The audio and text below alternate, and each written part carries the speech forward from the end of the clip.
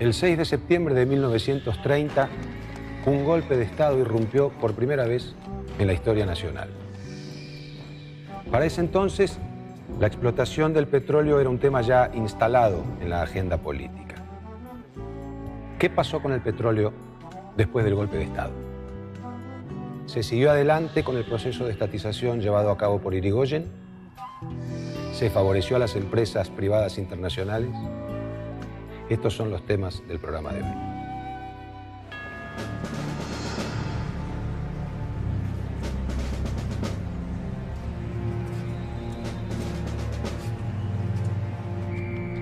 En el verano de 1932, Agustín Pedro Justo fue electo presidente. Terminaba así la dictadura del general Uriburu y comenzaba la era del fraude patriótico. Es la llamada década infame. Hasta 1943 se impondrían sistemáticamente los candidatos del Partido Conservador, miembros y defensores de los intereses de la burguesía terrateniente que había controlado el país desde 1880. En materia petrolera, paradójicamente, fueron años de grandes avances.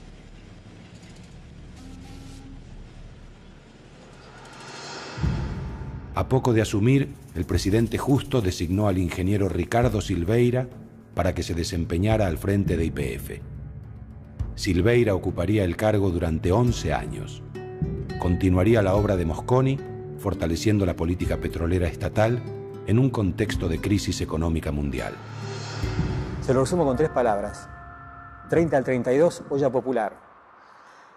La Intendencia, que había sido intervenida varias veces, en cuyas intervenciones intervino en 2 de ellas activamente el general Mosconi, pidió a las empresas colaboración. Las empresas, el petróleo estaba en baja, no había venta, no se producía, echaban gente.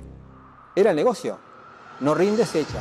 La diferencia está en que justo cuando viene después, no echa a las multinacionales, pero tampoco destroza YPF. Al contrario. Lo nombra a Silveira, que es un mosconiano de lujo, que le permite seguir creciendo a YPF. Es decir, la fuerza de YPF era espectacular. Es un continuador de Mosconi. Más moderado, no tenía tanta influencia militar, porque con Justo desaparece, por lo menos en la superficie, la influencia militar en la conducción de YPF.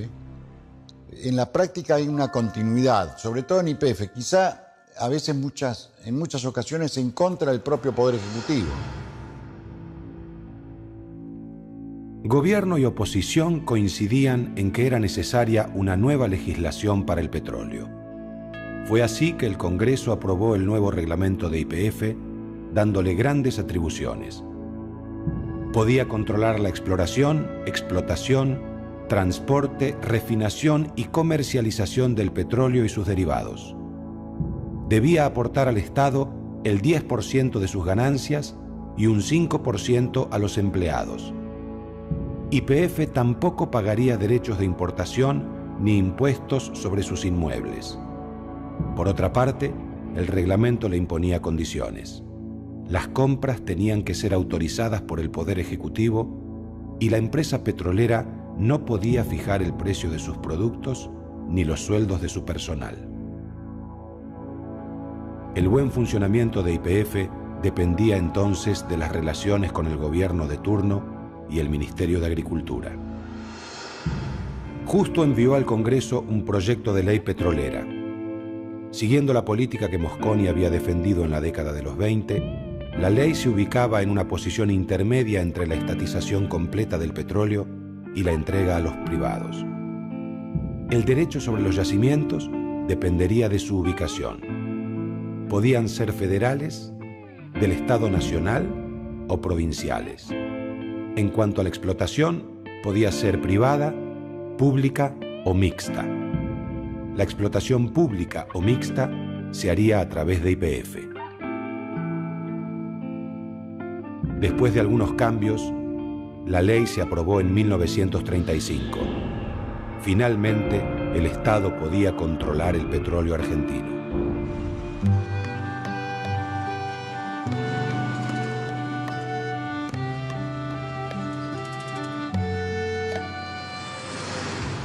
Era una ley que tenía por finalidad reconocer a las provincias como propietarias de los yacimientos petroleros. Pero hubo una política muy hábil de convenios entre la nación y las provincias, entre YPF y las provincias, por las cuales en la práctica, con excepción de Salta, en la práctica las provincias le daban a YPF la autorización para explotar, comercializar, etc. La ley permite legalizar las reservas porque muchas provincias argentinas habían hecho reservas, como le he dicho anteriormente. Entonces esas reservas quedan legitimadas. En segundo lugar, legaliza también las reservas que había hecho el Estado Nacional. El Estado Nacional había hecho reservas en Comodoro Rivadavia y en Plaza Huín. Con esta ley, el gobierno de Justo quería evitar que las compañías privadas operaran sin el control o la participación del Estado. Justo confirmó la reserva de explotación en todo el territorio federal por 10 años. A partir de entonces, las privadas solo podrían negociar contratos con las provincias y allí chocarían con YPF. En el 31 se firma el contrato entre la provincia de Mendoza y Yacimientos Petrolíferos Fiscales, por el cual la provincia le cede tierras fiscales, le cede instalaciones y se compromete YPF a iniciar la exploración petrolera. El crecimiento fue explosivo. En 1938 se descubrió en Tupungato un gran yacimiento. Un año después se sumó el hallazgo de petróleo en Lunlunta. Para fines de la década de los 30, la empresa empleaba a casi 1000 personas solo en Mendoza. En 1941, la provincia generaba el 24% de la producción de YPF. Los hallazgos en Mendoza serían la clave de la consolidación de la empresa estatal durante los años 30. Silveira impulsó contratos similares con Santa Fe, San Juan, Jujuy, San Luis y Córdoba. Se hicieron estudios geológicos, pero no tuvieron éxito. La pelea importante por el petróleo argentino se dio en Salta, contra la Standard Oil, la petrolera más grande del mundo.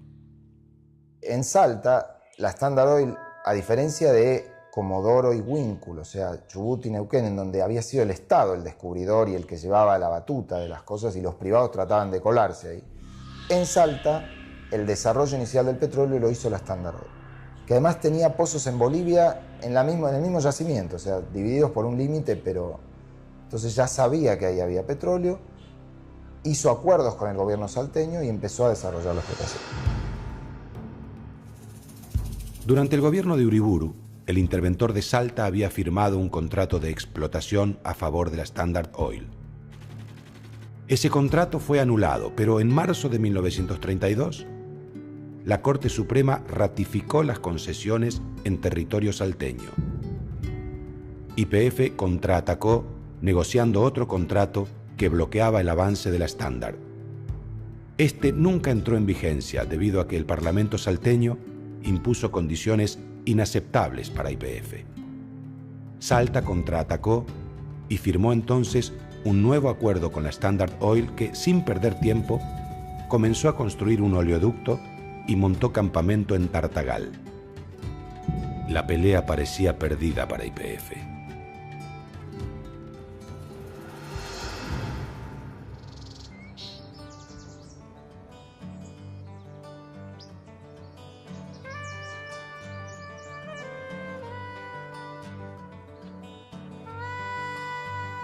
Y se sacaba el petróleo de Bolivia, se lo destilaba en la quena, seguía al sur y llegaba a Asunción del Paraguay.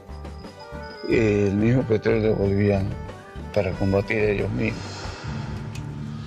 La Standard pretendía extraer el petróleo boliviano, un país que por entonces casi no tenía mercado interno de hidrocarburos, y comercializarlo en la Argentina a través del oleoducto salteño. Sin embargo, esto iba en contra de los intereses británicos del Pacto Roca-Runciman. Por este acuerdo, la Argentina se había comprometido a comprar a Gran Bretaña la totalidad del carbón que consumía. Aumentar la producción de petróleo, por más que fuera extraído en otro país, iba en contra de los intereses británicos que establecía el tratado. En consecuencia, Argentina le prohibió a la Standard transportar el petróleo boliviano a través de Salta. En medio de la contienda, se declaró la guerra del Chaco entre Bolivia y Paraguay.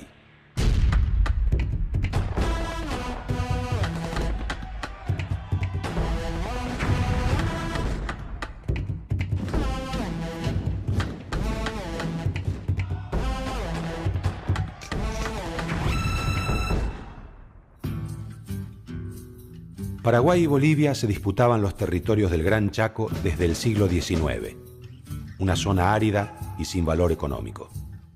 Bolivia, además, buscaba una salida al mar a través del río Paraguay, después de haberla perdido en la Guerra del Pacífico con Chile. El conflicto se precipitó cuando la Standard halló petróleo en el Chaco boliviano. Se supuso entonces que el yacimiento se extendía por debajo de la zona en disputa hacia el este, del otro lado de la frontera paraguaya. El Chaco se convirtió en un territorio valioso. Se desató una guerra sangrienta y cruel en la que murieron 40.000 personas. Por un lado, Bolivia y la Standard Oil norteamericana. Por otro, Paraguay y la anglo-holandesa Royal Dutch Shell. Una guerra con olor a petróleo.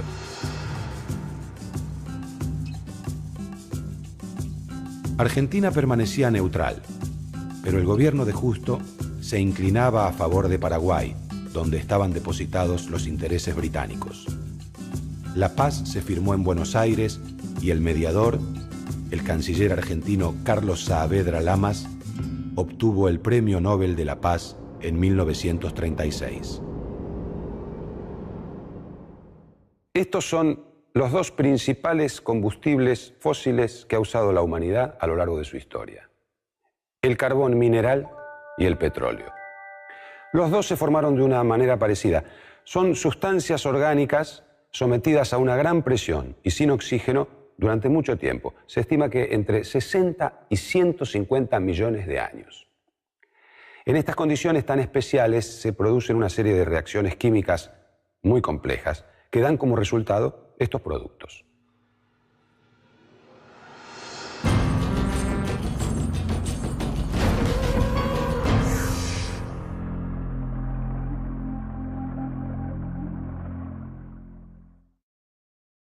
Si bien el carbón y el petróleo se formaron de manera similar y en las mismas condiciones, son muy distintos. ¿Cuáles son las diferencias? Se cree que cuando hay mayor presencia de material vegetal, el resultado es el carbón.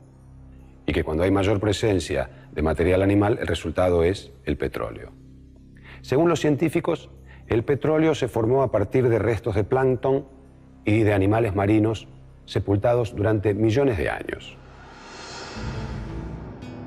En los años 30, YPF era líder en producción de crudo, pero el negocio de los combustibles líquidos, naftas y querosén continuaba en manos de las transnacionales, especialmente la Standard Oil.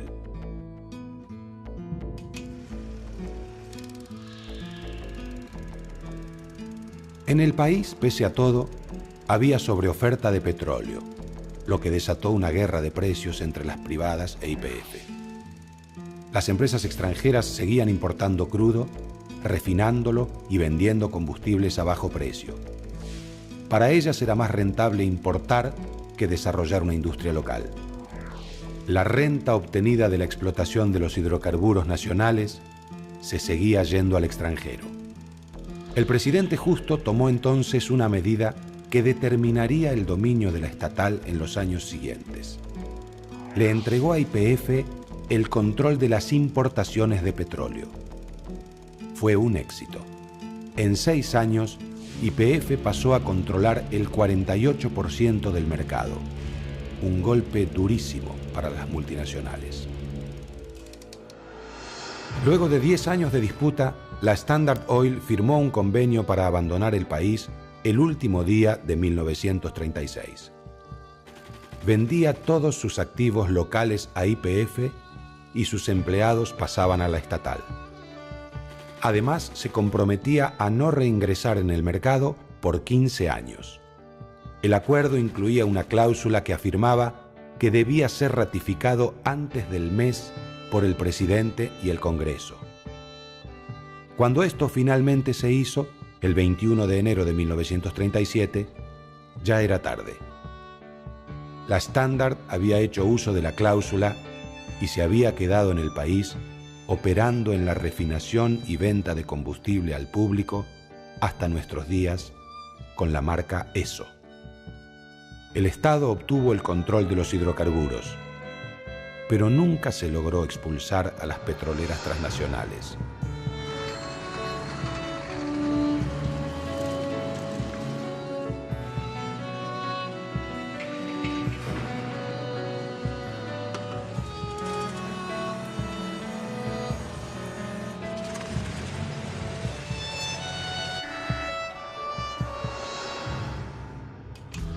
Gracias al control de las importaciones, la segunda mitad de la década de los 30 fue una etapa de esplendor para YPF. Aunque el monopolio del Estado no se concretó, las empresas privadas fueron relegadas a un rol secundario. La prioridad era encontrar nuevos yacimientos para aumentar la producción y lograr el autoabastecimiento. Se intensificaron las exploraciones y se hicieron importantes hallazgos en Mendoza, Salta, Neuquén y Chubut, en la zona de Comodoro Rivadavia y en Santa Cruz. Como resultado, la producción aumentó un 16% por año entre 1935 y 1940, llegando a casi 2 millones de metros cúbicos anuales. El más importante fue el aporte de los yacimientos de Mendoza. Con el tiempo se va a encontrar en el año 40 el petróleo en la zona de Lulunta, cerca de Carrizal, después se encontraría en la zona de Barranca, con lo cual se completaría un triángulo que es el que termina determinando la segunda instalación de la actual refinería de Luján de Cuyo. Esa refinería que primero había sido como destilería, se había instalado en Godoy Cruz. La refinería de Luján de Cuyo, como nosotros la conocemos, destilería y refinería de Luján de Cuyo, empieza un desarrollo muy tenue, pero sistemáticamente, a medida que el petróleo se va transformando en un área de la economía de Mendoza, va adquiriendo cada vez más notoriedad.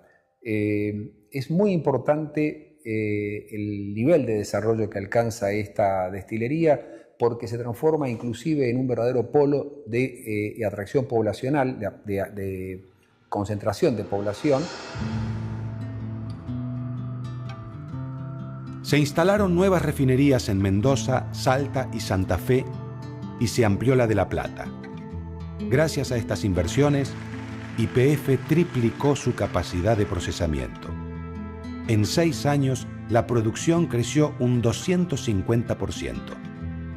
Lo que le faltaba a YPF para consolidar su dominio era una red de puntos de venta eficiente. Fíjese qué notable que la estructura administrativa y de organización de YPF tendría que ser estudiada en todas las facultades del país que se cargan de administración. Es tomada como modelo por la empresa inglesa. Mandan sus técnicos para estudiar cómo había organizado Mosconi YPF y en base a esa organización ellos van a organizar su empresa, que es la British Petroleum, que pasa a ser que es la empresa de la corona inglesa y que pasa a ser con los años la empresa más rentable del mundo, más rentable que el Standard Oil y la Royal Dutch. Y está organizada sobre la base de la estructura que había previsto Mosconi. Durante los años 30, el gobierno de Justo construyó la primera gran red de carreteras financiada principalmente con los impuestos al petróleo. Se necesitaban estaciones de servicio que cubrieran esa red. YPF se asoció con el Automóvil Club Argentino para llevar adelante ese proyecto. A fines de la década, YPF tenía estaciones de servicio y surtidores en todo el país. Eso también es un tema muy importante, porque el Automóvil Club Argentino va a tener estaciones de servicio en todo el país y va a tener la exclusividad de la venta del petróleo, de los combustibles de YPF. Es decir, que usted piense que en ese momento ya los automóviles, los vehículos particulares y los camiones, transporte automotor, empieza a desarrollarse en todo el país Y en cada lugar donde usted llegaba, todavía hay pueblos por ahí que uno encuentra, que está todavía la vieja bomba de nafta del Automóvil Club o de YPF. El crecimiento de YPF era imparable. Amplió su producción con lubricantes, el insecticida P&F, que competía con el Fleet de la Standard Oil, solventes y asfalto. El producto estrella era el gas licuado de petróleo que YPF comercializaba como Supergas. Esta política de inversiones fue un éxito. A fines de la década, YPF tenía un presupuesto superior a los 200 millones de pesos y empleaba a más de 15.000 personas. La política de asistencia social de la empresa, implantada por Mosconi una década antes, se profundizó. Los empleados recibían bonificaciones por eficiencia, antigüedad y cantidad de miembros por familia. A mi madre y a mis dos hermanos, YPF los trajo directamente desde Buenos Aires, del Hotel de Inmigrantes de Buenos Aires, acá a Comodoro Rivadavia, en un buque, todo preparado. A mi padre le dio el día para que lo vaya a recibir. Lo recibió acá y lo llevó a una casa que le había dado YPF. El asombro de mi madre fue cuando mi padre prendió la luz y, claro, porque esto qué. Después dice, no, vení, abre la canilla y el agua. Ah, no tengo que ir más a la fontana, pues la fontana en Italia era buscar el agua. En fin, esa serie de adelantos que había. El gas, quedó mi madre confundida, estamos en la gloria acá. Yo siempre recuerdo que me decía, esta es la América. Y era verdad para ellos, esta es la América.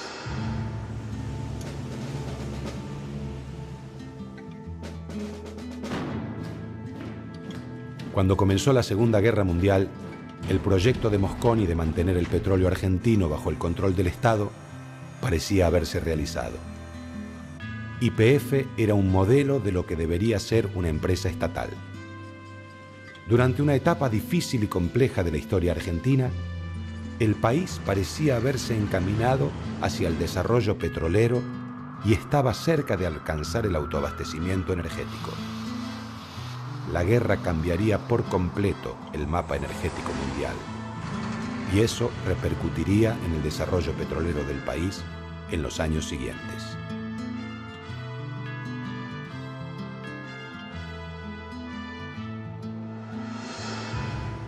En las estaciones de servicio, la nafta y el gasoil se venden por litro. El petróleo se vende por barril. La capacidad de un barril es de 159 litros, que equivale a 42 galones. El galón es la medida con la que se comercializaba el petróleo en los Estados Unidos en el siglo XIX. En la actualidad, un barril de petróleo oscila alrededor de los $100 y va en aumento. Es muy posible que la realidad de los próximos años esté determinada por las variaciones que tenga este precio. Por hoy fue todo. Hasta la próxima.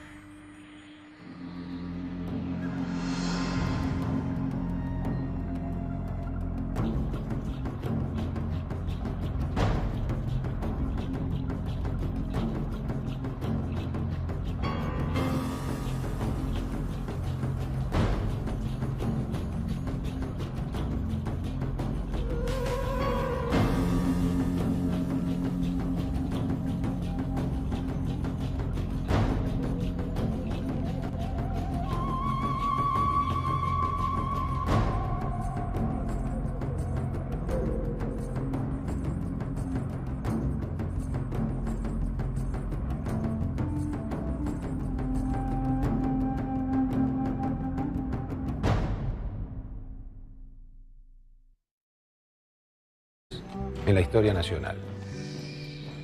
Para ese entonces, la explotación del petróleo era un tema ya instalado en la agenda política. ¿Qué pasó con el petróleo después del golpe de Estado? Se siguió adelante con el proceso de estatización llevado a cabo por Irigoyen, se favoreció a las empresas privadas internacionales. Estos son los temas del programa de hoy.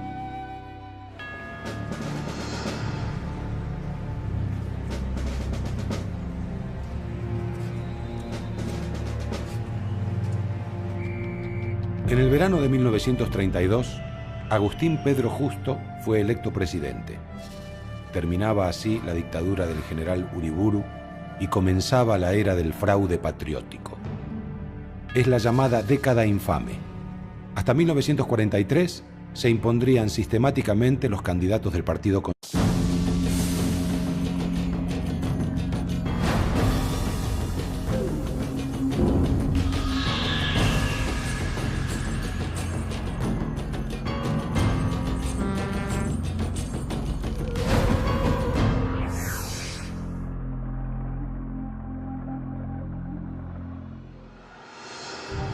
El 6 de septiembre de 1930, un golpe de Estado irrumpió por primera vez. Silveira ocuparía el cargo durante 11 años.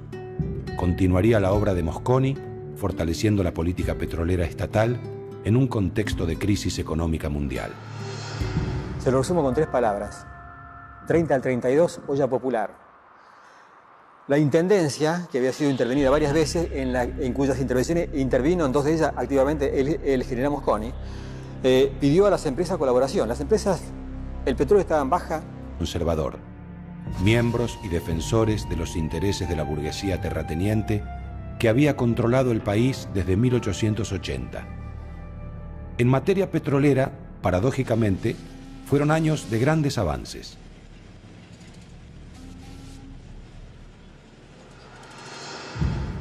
A poco de asumir, el presidente Justo designó al ingeniero Ricardo Silveira para que se desempeñara al frente de YPF.